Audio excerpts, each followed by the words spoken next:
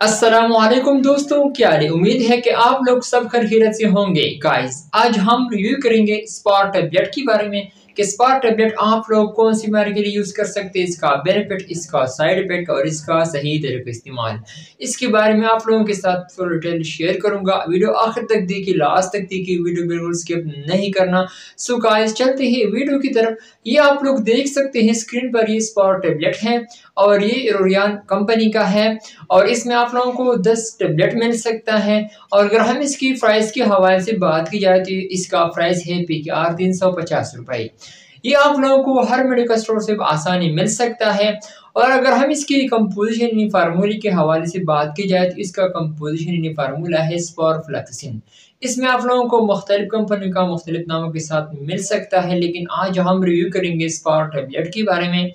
Spar tablet ये असल के एंटीबायोटिक है, यानी जिन लोगों को जख्म का कोई भी मसला हो तो इसके लिए इस्तेमाल की जाती है। डॉक्टर भी रिकमेंड करता है। असल की ये एंटीबायोटिक है।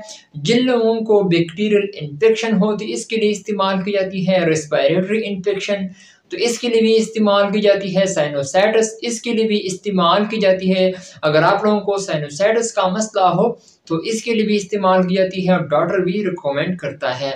ईयर इन्फेक्शन, कानों में जब कोई इन्फेक्शन हो जाता है, जख्म हो जाता है तो इसके लिए इस्तेमाल की जाती है। नोज इन्फेक्शन यानी नाक का कोई इन्फेक्शन हो तो इसके लिए इस्तेमाल की जाती है। नमूनिया यानी जिन लोगों को नमूनिया हो यानी बुखार हो तो इसके लिए इस्तेमाल की जाती है। जिन लोगों को नमूनिया हो जाए तो इसके लिए इस्तेमाल की जाती है। चेस्ट इन्फेक्शन तो इसके लिए इस्तेमाल की जाती है। थ्रोट इन्फेक्शन, जिन लोगों को थ्रोट का इन्फेक्शन हो तो इसके लिए भी इस्तेमाल की जाती है। बहुत ही ज़बरदस्त मेडिसिन है। जिन लोगों को पेशाब की नाली में कोई इन्फेक्शन हो जाता है तो इसके लिए इस्तेमाल की जाती है। और जिन लोगों को स्किन का कोई भी इन्फेक्शन हो तो इसके लिए इस्तेमाल की जाती है। जिन लोगों को स्किन पर कोई दाने निकलना वगैरह आते हैं या कोई जख्म हो जाता है स्किन के ऊपर तो इसके लिए इस्तेमाल की जाती है। बहुत ही ज़बरदस्त मेडिसिन है।